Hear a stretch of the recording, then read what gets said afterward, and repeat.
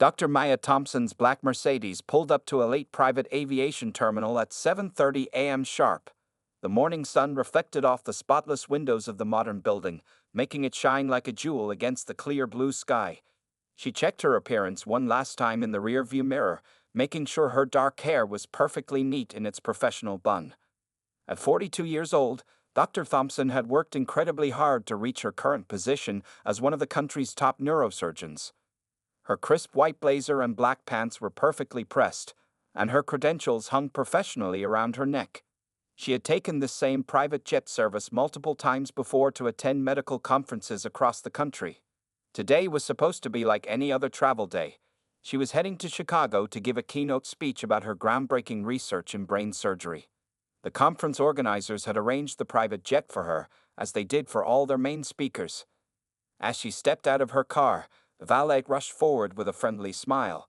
"Good morning, ma'am. Would you like me to park your car?" "Yes, please," Dr. Thompson replied, handing him her keys.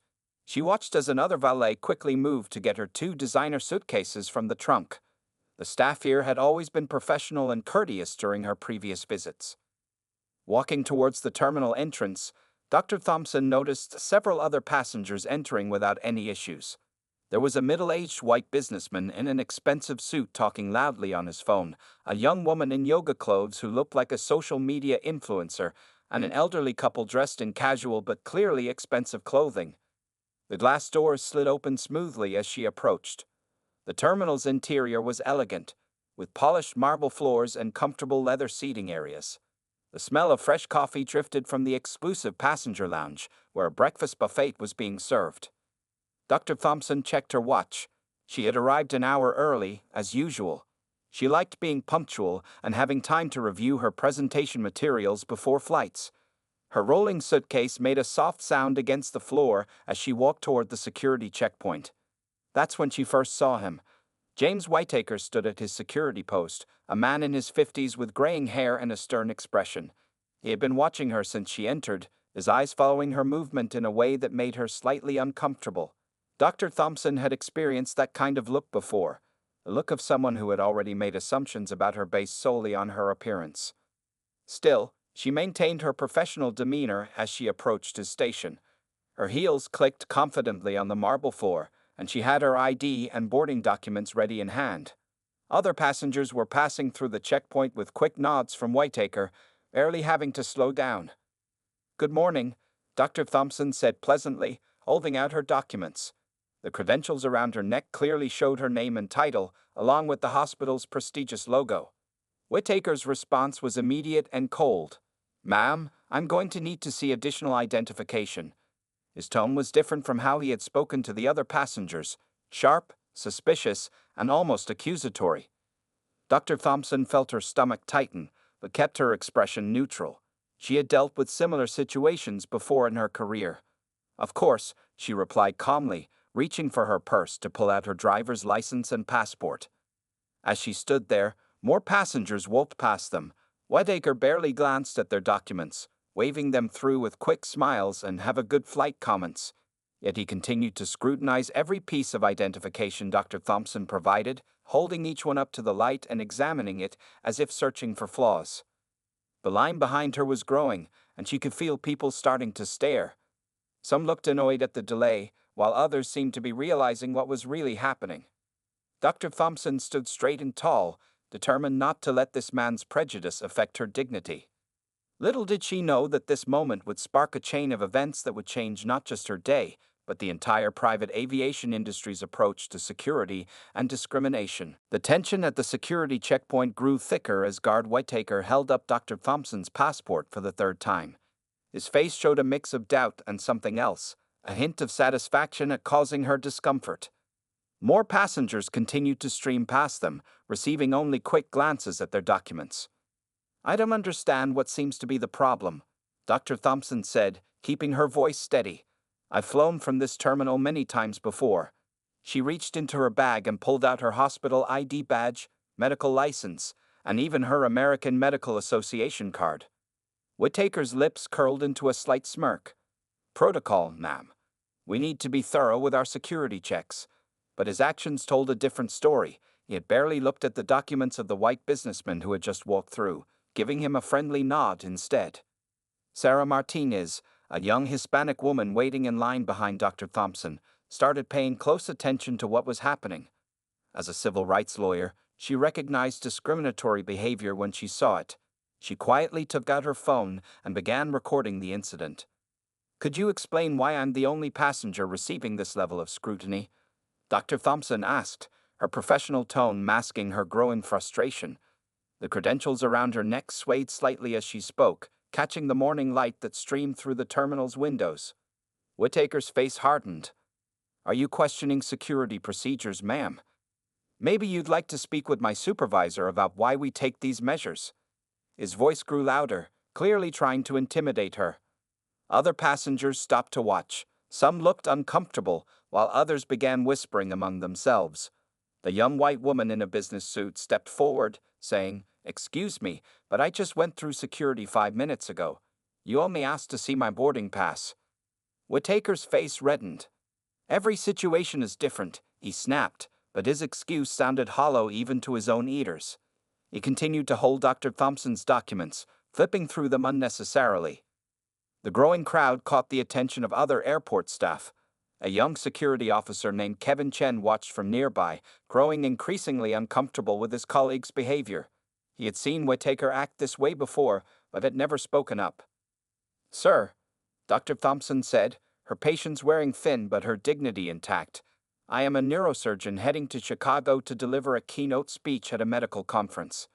I have provided 6 different forms of identification. What exactly are you looking for?" More phones came out, recording the scene. Sarah Martinez stepped closer, her lawyer's badge now visible on her blazer. "Excuse me," she said clearly. "I'd like to know the specific security protocol that requires this level of verification for some passengers but not others." Whittaker's face turned an even deeper shade of red. "This is a private aviation terminal, and we have the right to verify anyone we feel needs additional screening." His emphasis on anyone made his prejudice even more obvious. Dr. Thompson stood her ground, back straight, head held high. "And how exactly do you determine who needs this additional screening?" she asked, making direct eye contact with him. The question hung in the air, heavy with meaning. Several passengers nodded in agreement, and the whispers grew louder. A woman in expensive jewelry who had passed through earlier returned to the checkpoint, saying loudly, "You didn't check any of my documents this thoroughly. This is absolutely shameful." Kevin Chen finally stepped forward, unable to stay silent any longer. "Mr. Whittaker, I think we need to call Mr. Marcus Chen, the Chief of Operations." His voice shook slightly, but his determination was clear.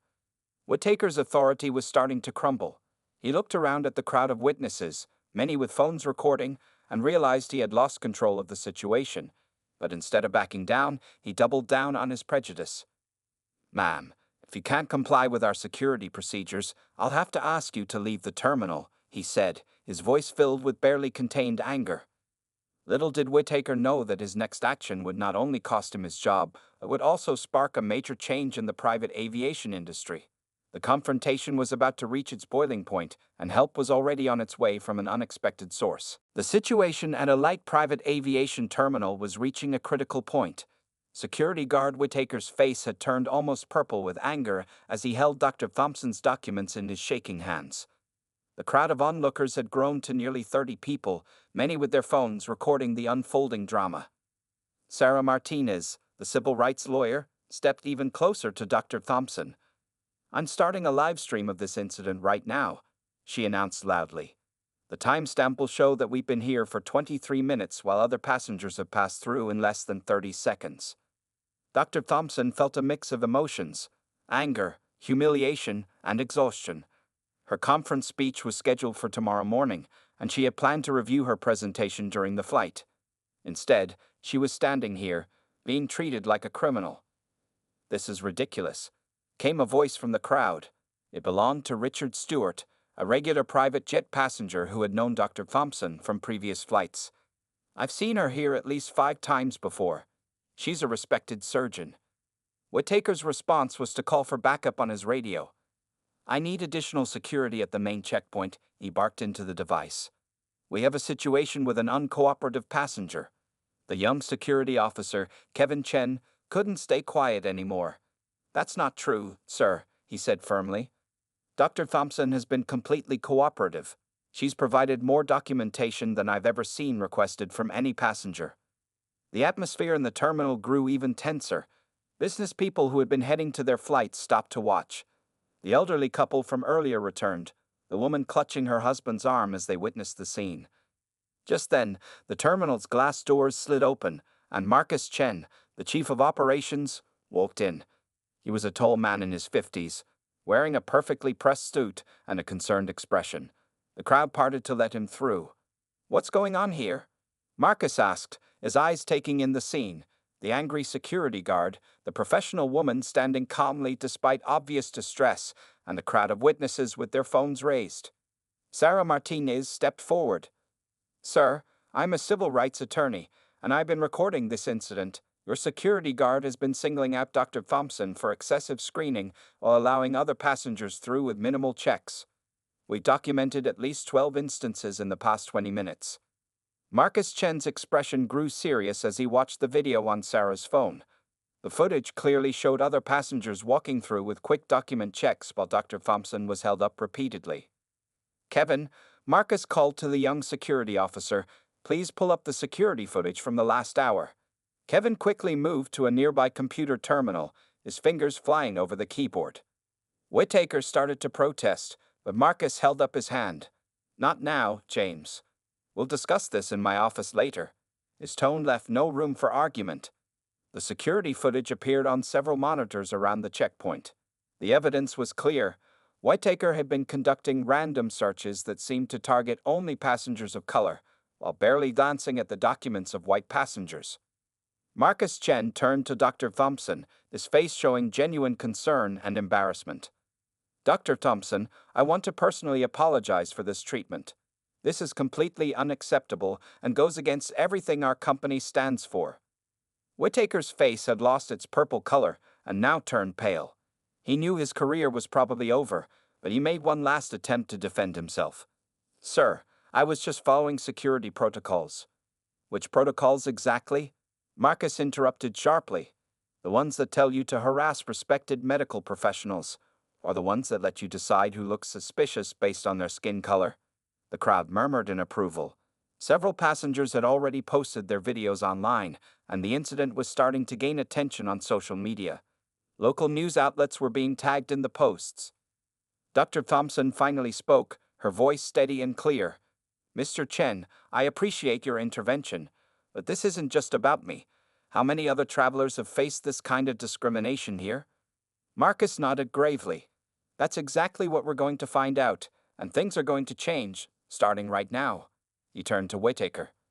"James, please surrender your security badge and accompany me to my office. Kevin will take over your post." The crowd watched as Whittaker slowly unpinned his badge, his hands trembling with a mix of anger and fear. But this was far from the end of the story.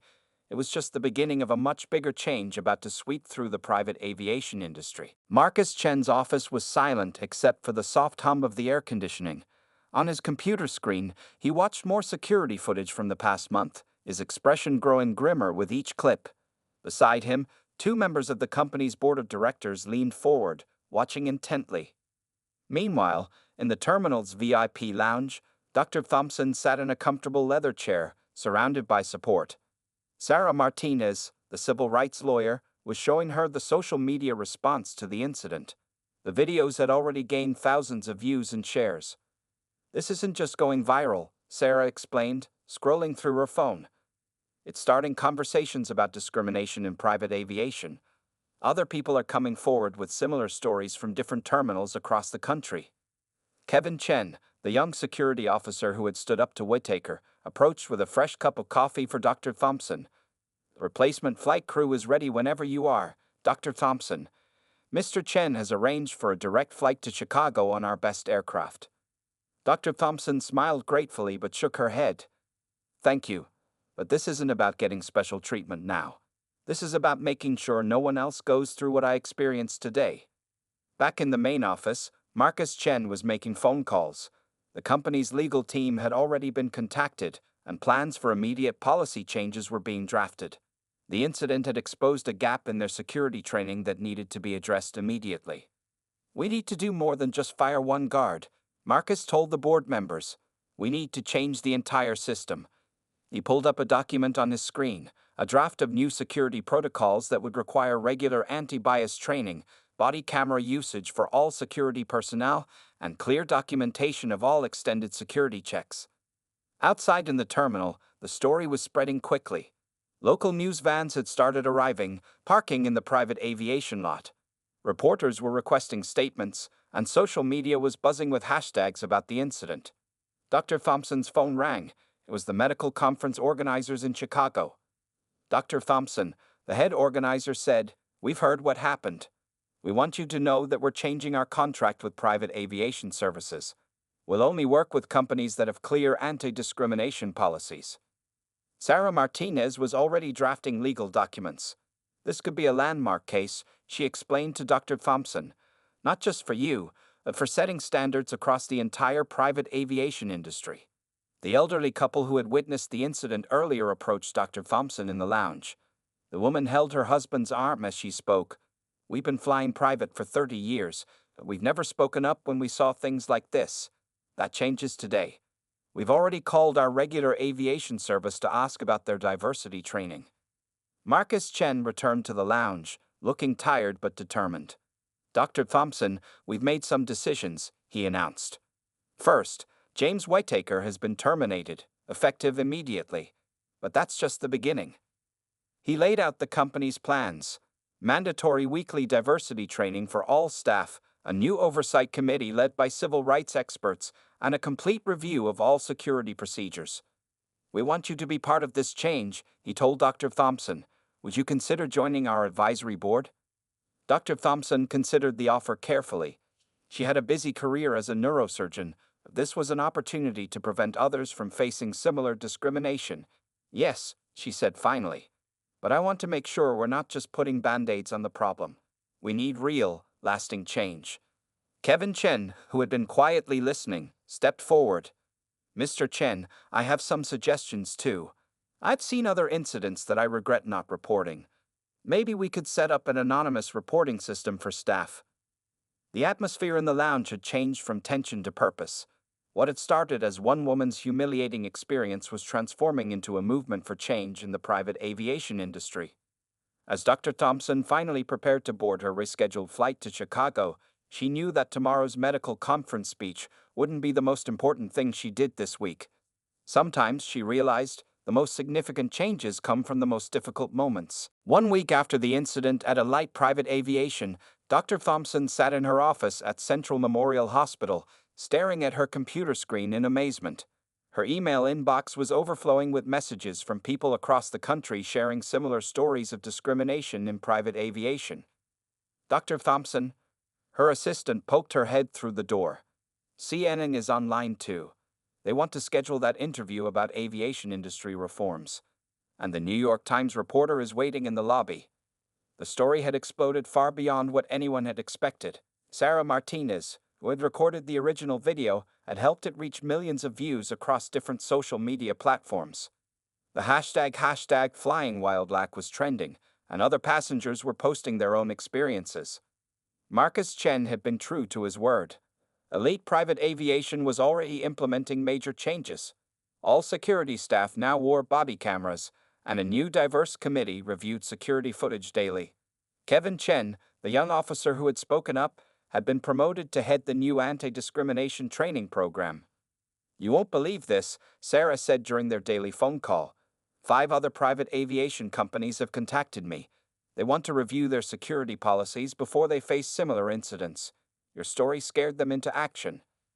Dr. Thompson smiled as she remembered her medical conference speech in Chicago. Instead of just talking about brain surgery, she had shared her experience at the terminal. The audience of doctors and medical professionals had responded with a standing ovation and immediate calls for change in how they booked private flights for medical conferences. James Whitaker, the fired security guard, had tried to defend himself in a local news interview, but security footage from the past 6 months showed a clear pattern of discrimination. Other employees had come forward with stories about his behavior, and now he was facing legal consequences. The chairman of the National Aviation Security Council is on line 3, her assistant announced. And there's a letter here from the Department of Transportation. They want you to speak at their annual conference. Dr. Thompson picked up a magazine from her desk. She was on the cover. The headline read, "How One Doctor's Experience is Changing Private Aviation." Inside was a detailed article about the reforms being implemented across the industry. Her phone buzzed with a text from Kevin Chen. "You'll be proud to hear this. We just finished training our 100th security officer this week. The feedback has been amazing. People are finally understanding why these changes matter." The elderly couple who had witnessed the incident had kept their promise too. They had written letters to every private aviation service they used, demanding to see their anti-discrimination policies. Their actions had inspired other regular private jet customers to do the same. Marcus Chen had turned the crisis into an opportunity for leadership. Elite private aviation was now being praised for its swift response and comprehensive reforms. Other companies were following their example, afraid of facing similar public relations disasters. "Dr. Thompson?" Her assistant appeared again. "The hospital board wants to know if you'll head the new diversity committee. They say your handling of the aviation incident showed exactly the kind of leadership they need." Sarah Martinez had filed legal papers that would ensure the changes became permanent. "We're not just fixing one company," she explained during another phone call. "We're setting new standards for the entire industry. Your case is already being used in law schools to teach about corporate accountability." Dr. Thompson looked at her calendar. Between her surgeries and hospital duties, she had scheduled meetings with aviation industry leaders, civil rights organizations, and policymakers. It wasn't what she had expected to be doing with her time, but it felt important. The incident had started conversations about discrimination in unexpected places. Other industries were examining their own security practices. Companies were reviewing their training programs. What had happened to her was becoming a case study in how to turn discrimination into positive change. Her phone buzzed again. This time it was a message from a young black medical student. "Your story inspired me to speak up about discrimination I faced. Thank you for showing us that one person can make a difference." Dr. Thompson smiled as she looked out her office window. Sometimes the worst moments in life led to the most important changes. She had gone from being a passenger facing discrimination to becoming a leader in aviation industry reform, and this was just the beginning. 3 months after the incident, Dr. Thompson stood at a podium in Washington, D.C., facing a room full of aviation industry leaders and government officials. The large conference room at the Department of Transportation was packed, with people even standing along the walls to hear her speak. "Change doesn't just happen," she said into the microphone, her voice strong and clear. "It happens when we refuse to accept discrimination as normal." Behind her, a large screen showed pictures of the new training programs being implemented across the country. Marcus Chen sat in the front row, nodding as she spoke. Elite private aviation had become a model for other companies. Their new policies, which they called the Thompson Standards, were being adopted by private aviation companies nationwide. Sarah Martinez, now a close friend and ally, watched from the side of the stage. The legal papers she had filed had turned into a nationwide agreement. Private aviation companies had to follow strict new rules about security screening or faced heavy fines and penalties. "Last week, something amazing happened," Dr. Thompson continued, smiling at the audience. "I flew from a different private terminal, and the security officer there recognized me. But not from the viral video, she knew me from the training video we made about fair security practices." The audience laughed and applauded. Kevin Chen, sitting next to his boss Marcus, felt proud. The training videos he had helped create were now being used at airports and private terminals across America. His phone buzzed constantly with messages from security officers asking for advice about the new procedures. James Whittaker's story had also become a warning to others. After losing his job, he had been unable to find work in security. His face and actions had become a symbol of the old way of doing things that the industry was leaving behind. "But this isn't just about aviation," Dr. Thompson said, turning to a new slide. "Other industries are learning from what happened. Hotels, restaurants, and entertainment venues are all looking at their security practices. They're asking themselves important questions about bias and fairness." In the audience, the elderly couple who had witnessed the original incident wiped tears from their eyes. They had become active supporters of the changes, using their influence to push for reforms at their country club and other exclusive venues. The new system was working. Security checks were now recorded and reviewed. Every extended screening had to be justified with clear reasons. Weekly reports showed that random checks were truly random, not based on race or appearance. Dr. Thompson shared some numbers. In just 3 months, complaints about discriminatory treatment at private aviation terminals have dropped by 80%. Customer satisfaction is up. Security staff report feeling more confident in their jobs because they have clear, fair rules to follow. Marcus Chen stood up to join her at the podium. "Today, we're announcing the National Aviation Equality Initiative," he said. "Every major private aviation company in America has signed on. We're committing $50 million to training, oversight, and community outreach." The audience burst into applause. Reporters' cameras flashed. This was more than just a policy change. It was a revolution in how private aviation handled security and treated its passengers. Sarah Martinez stepped up next, holding up official documents. "And here's the best part," she announced. "These changes are now becoming law. Congress is voting next week on the Fair Aviation Security Act, which will make these standards mandatory nationwide." Dr. Thompson looked out at the crowd, remembering that difficult morning at the terminal. Who could have known that one guard's discrimination would lead to such massive changes? Her phone buzzed in her pocket. It was a message from her hospital. Another surgery needed her skills. Even with all this important work in aviation reform, she was still, at heart, a doctor who saved lives. As she prepared to leave the stage, she shared one final thought. 3 months ago, I was just a passenger facing discrimination. Today, we're all part of making history. Remember, it's not enough to witness injustice. We must act to change it. The standing ovation lasted for 5 full minutes, but Dr. Thompson wasn't there to hear it. She was already heading to the airport, where she would pass through security just like any other passenger. Only now, she knew that every passenger would be treated with the same respect and dignity she had fought so hard to ensure. 6 months had passed since the incident, and Dr. Thompson was back at a light private aviation terminal. This time, everything was different. As she walked through the glass doors, she saw new signs everywhere: fair treatment for all passengers and security with respect. Kevin Chen, now the head of security training, greeted her with a warm smile. His new badge read Director of Equitable Security Practices, a position created specifically after the incident. The young officer who had once been afraid to speak up was now teaching others to be brave. "Dr. Thompson, wait until you see the new training center," Kevin said excitedly, leading her down a hallway she had never noticed before. "We're teaching security officers from all over the country now." The training center was impressive. Through a large window, Dr. Thompson could see a class in session. Security officers from different airports were practicing screening procedures while trainers watched and gave feedback. On the walls hung photos showing the right and wrong ways to interact with passengers. Sarah Martinez arrived shortly after, carrying a thick folder. "You won't believe these numbers," she said, spreading papers on a nearby table. "Complaints are down 90% across all private aviation terminals. And here's the best part: passenger satisfaction is at an all-time high." Marcus Chen joined them, looking proud. Elite private aviation had become famous for more than just luxury travel. Major news channels regularly interviewed him about how to create fair security practices. Other companies sent their managers to learn from their example. "Remember that elderly couple who witnessed everything?" Marcus asked. "They've become our biggest supporters. They've helped us connect with other frequent private jet users who want to support our changes." Dr. Thompson walked through the terminal, observing the changes. Every security checkpoint had cameras.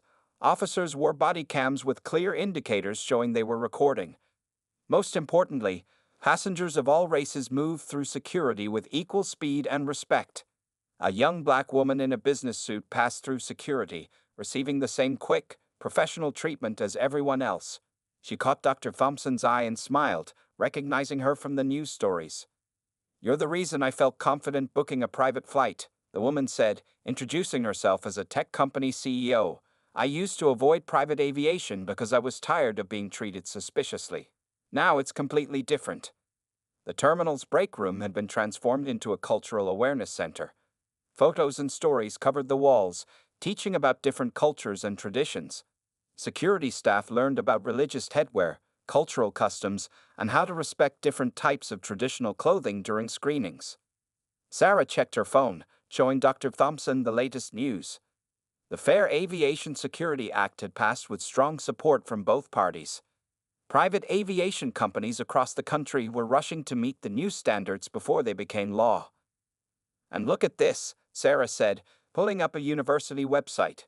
"They're teaching about your case in law schools now. It's becoming a classic example of how to turn discrimination into positive change." James Whittaker's story had also become a teaching tool.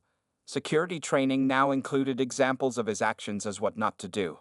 His name had become synonymous with the old, discriminatory way of doing things that the industry had left behind. Dr. Thompson sat in the terminal's coffee shop, watching passengers come and go. A Muslim woman in a hijab passed through security without anyone asking her to remove her headscarf. A group of Latino businessmen chatted easily with the security officers in Spanish. "We had a special visitor last week," Kevin told her. "A head of the FBI's Airport Security Division came to see our training program. They want to implement similar changes at federal airports."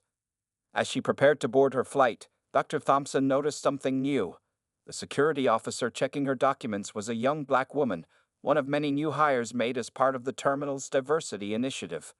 "Thank you for everything you did," the officer said quietly as she handed back Dr. Thompson's documents. "You opened doors for all of us." Looking back at the terminal one last time, Dr. Thompson felt proud. What had started as a horrible morning had grown into something powerful and permanent. The private aviation industry would never be the same, and that was exactly what she had hoped for. 1 year had passed since the day Dr. Thompson faced discrimination at Alight Private Aviation. She sat in her home office, looking through a special edition magazine titled People Who Changed Aviation. Her own story was the cover feature. Her phone rang. It was Kevin Chen calling with exciting news. "Dr. Thompson, we just trained our 1,000th security officer. And guess what? Our training program is now being used in 5 different countries." The changes had spread far beyond what anyone had imagined. Private aviation companies worldwide were adopting the Thompson standards. Even regular commercial airports were starting to follow their example. Sarah Martinez had more good news to share when she visited later that day. "Remember James Whittaker?" she asked, settling into a comfortable chair. "He's been ordered by the court to work with anti-discrimination groups. He's actually speaking to security officers about his mistakes and what he learned." Dr. Thompson opened her laptop to show Sarah something special, hundreds of emails from passengers sharing positive experiences. One message stood out, a young black girl writing about how she wanted to become a pilot after seeing how the aviation industry had changed. "Look at these statistics," Sarah said, pulling out her tablet. "In the past year, minority-owned businesses using private aviation has increased by 60%. People who used to avoid private flights are now feeling confident about flying." Marcus Chen had called earlier with his own update. Elite Private Aviation had won a national award for business leadership. Their stock price had gone up as more companies wanted to work with them because of their strong anti-discrimination stance. The elderly couple who witnessed the original incident had become close friends with Dr. Thompson. They had used their connections to spread the changes to other exclusive services. Country clubs, luxury hotels, and high-end restaurants were all learning from the aviation industry's example. "We're starting something new next month," Kevin said during a video call. "We're offering free training to security staff from smaller airports. We want these changes to reach everyone, not just luxury aviation." Dr. Thompson looked at her calendar. Between her surgeries, she still found time to give speeches about aviation security reform. But now she wasn't alone. Other passengers had become advocates too, sharing their stories and demanding better treatment. The terminal where everything had started looked completely different now. New faces worked at the security checkpoints. The staff was diverse, well-trained, and proud of their professional standards. Every passenger received the same respectful treatment. "We had an interesting situation last week," Kevin shared. "A passenger complained that security was too thorough with white travelers. We showed him our statistics proving that everyone gets exactly the same treatment now. He ended up apologizing." Sarah handed Dr. Thompson a special document. the final court approval of new industry-wide standards. This makes it permanent, she explained. No matter who owns these companies in the future, they have to maintain these anti-discrimination practices. Dr. Thompson remembered something funny. Last month, she had been rushing to catch a flight and accidentally went to the wrong terminal. The security officer there had recognized her immediately, not from the viral video, but from their training materials. "You changed everything," the officer had said. "We study your case in every security training class. It helps us understand why fair treatment matters." Looking out her office window, Dr. Thompson thought about all the changes that had come from that difficult morning.